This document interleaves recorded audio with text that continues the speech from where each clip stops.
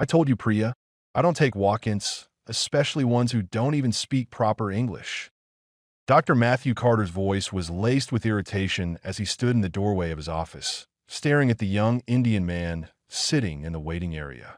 The clinic was busy, with nurses and assistants rushing past, but the tension between the doctor and the patient made the air feel thick. The young man, Arjun Patel, looked up from the clipboard where he had been filling out paperwork. His jaw clenched. He had understood every word, but the sheer arrogance in the doctor's tone made his blood boil. I have an appointment, Arjun replied evenly, his accent clear but fluent. The doctor. Carter scoffed, shaking his head. I don't think so.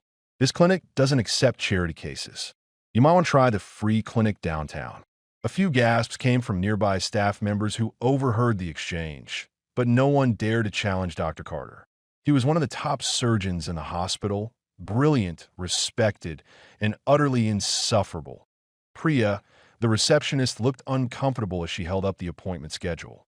Dr. Carter, he's actually here for a scheduled consultation. His records show he's a high-priority case. Dr. Carter's icy blue eyes flashed with irritation as he snatched the clipboard from her hands. His lips curled when he saw the name. Patel. Figures. Without another word, he shoved the clipboard back and turned on his heel. Find someone else to deal with him, he muttered before disappearing into his office. That Arjun's fists tightened, but he forced himself to take a deep breath. He had faced discrimination before, but something about this doctor's blatant arrogance left a sour taste in his mouth. He gathered his paperwork and stood. I don't need your treatment, Dr. Carter, he said calmly. But be careful who you look down on. You never know who you'll answer to one day. Little did Dr. Carter know, karma was already in motion. Arjun Patel stepped out of the clinic, his mind racing. He had encountered racism before, but something about Dr. Carter's outright dismissal stung deeper than usual. Maybe it was the arrogance, the way he had judged Arjun without knowing anything about him. But Arjun wasn't just another patient. He was a medical prodigy. He had come to the clinic not as a charity case, but as a highly respected researcher in the medical field. The consultation had been a part of an undercover study on patient discrimination, one that Dr. Carter had just failed in the worst way possible. Still, Arjun wasn't the type to waste energy on anger. Instead, he walked with determination toward his car, dialing a number on his phone. Dr. Stein, it's me. I just finished the visit with Carter. And? The voice on the other end asked. Arjun let out a small chuckle. Let's just say, he failed spectacularly. There was a pause before Dr. Stein replied. Interesting. We'll talk about this when you get back. By the way, your position as the new head of surgery is officially confirmed. Congratulations, Dr. Patel. Arjun smiled. Thanks. I think I'm going to enjoy this new role. Little did Dr. Carter know, the very man he had just insulted would soon be signing his paychecks. Dr. Carter leaned back in his office chair, rubbing his temples. It had been a long day, and his last patient, a young Indian man, had left a bad taste in his mouth.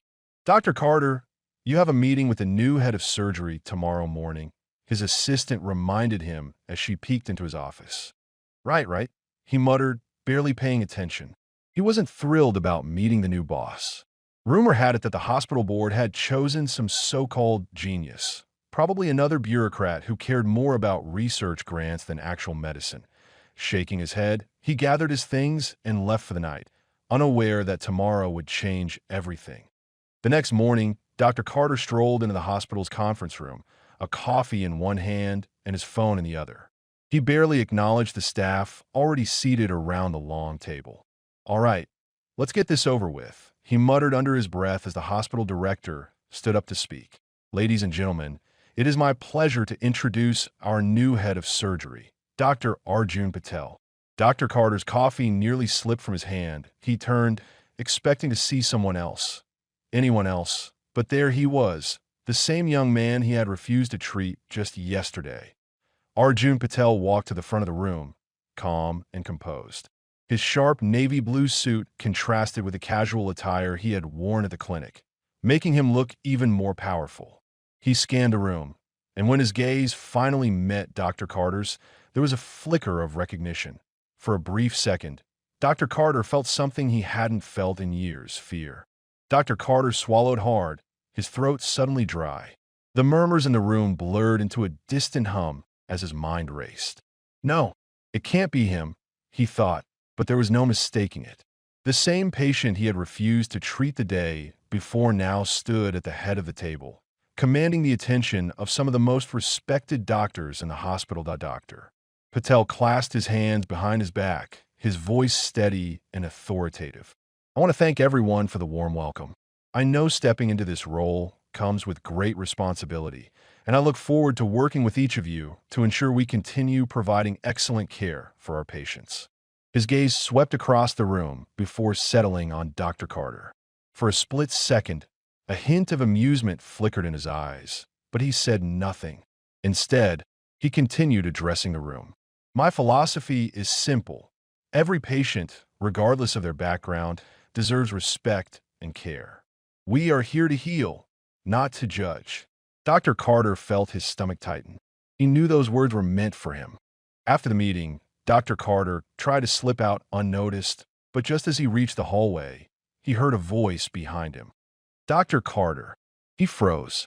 Slowly, he turned around. Dr. Patel stood there, arms crossed, his expression unreadable.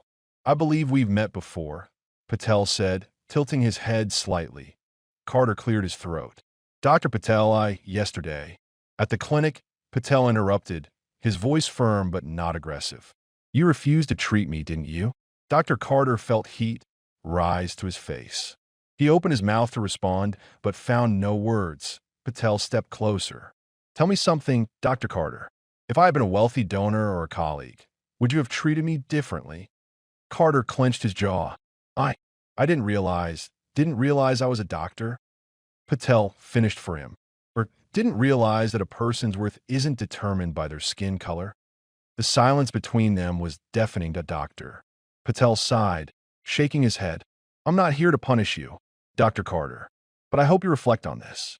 Because next time, the person you dismiss might not be someone willing to give you a second chance. With that, he turned and walked away, leaving Dr. Carter standing there, his world turned upside down. Dr. Carter stood frozen in the hallway, his pulse pounding in his ears. The weight of Dr. Patel's words clung to him like a heavy shroud. He had spent years building his reputation, climbing the ranks, and earning the respect of his peers. But now he was being forced to confront something far more difficult than a medical challenge. His own prejudice. For the first time in a long while, Carter questioned himself. Had I really judged him just by his appearance? Had I let my own biases cloud my duty as a doctor? The realization gnawed at him. He had prided himself on his skills, on his dedication to medicine. But was he truly dedicated if he had refused care based on something as superficial as race? His thoughts were interrupted by a nurse rushing past. Dr. Carter, Dr. Patel is requesting your presence in the conference room. He says it's urgent. Carter's stomach twisted. What now? When Carter entered the conference room, he found a group of doctors gathered around a large screen. Dr. Patel stood at the front, his expression serious but professional. We have a case that requires immediate attention, Patel said, gesturing toward the x-rays displayed on the screen. A young boy, 10 years old, came in with severe abdominal pain. Initial scans suggest a rare form of intestinal blockage. We need to operate immediately. Carter frowned, stepping closer. That's a complicated case. Who's performing the surgery? Dr. Patel met his gaze. You and I, together. A hush fell over the room. Everyone knew about the tension between them. Carter hesitated. Was this a test? A trap? Or was Patel truly giving him an opportunity to prove himself? He straightened his shoulders. Let's do it. Patel nodded. Good. Scrub in. Inside the operating room, the tension was palpable. Nurses moved swiftly, preparing instruments. The anesthesiologist gave the signal. The boy was under. Doctor. Carter and Dr. Patel stood side by side, hands sterilized, gloved and ready. Scalpel, Patel said. The nurse handed it over, and Patel made the first incision. Carter observed his precision. Despite everything, Patel was undeniably skilled. Carter swallowed his pride and focused. Minutes turned into an hour. Then two. The procedure was delicate, requiring careful maneuvering.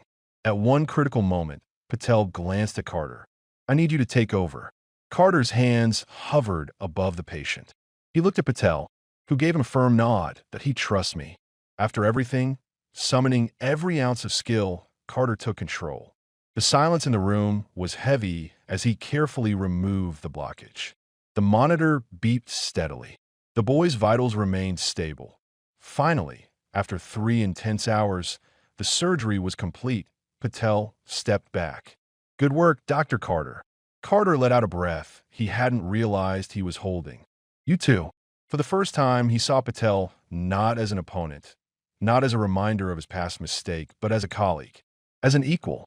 As Dr. Carter removed his gloves and stepped out of the operating room, a strange mix of emotions washed over him. Relief, satisfaction, and something else, humility. Doctor Patel followed, removing his surgical mask. "You handled that well," he said. "I knew you could." Carter was taken aback. "You trusted me?" Patel nodded. "I trusted the doctor in you. Despite our history, I knew you wouldn't let the boy down." Carter exhaled. "Look, Dr. Patel, I owe you an apology.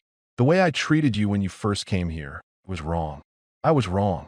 A moment of silence stretched between them before Patel finally spoke. "I appreciate that, Dr. Carter, but I wasn't waiting for an apology.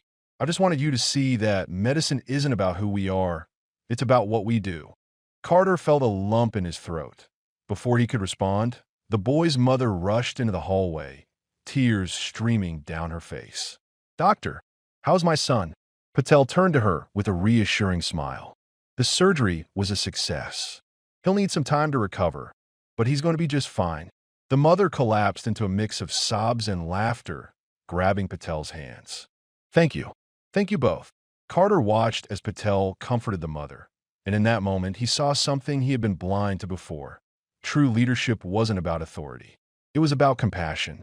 The next morning, as Carter walked into the hospital, he felt lighter. For the first time in years, he wasn't just walking into work. He was walking into a second chance that a knock on his office door made him look up.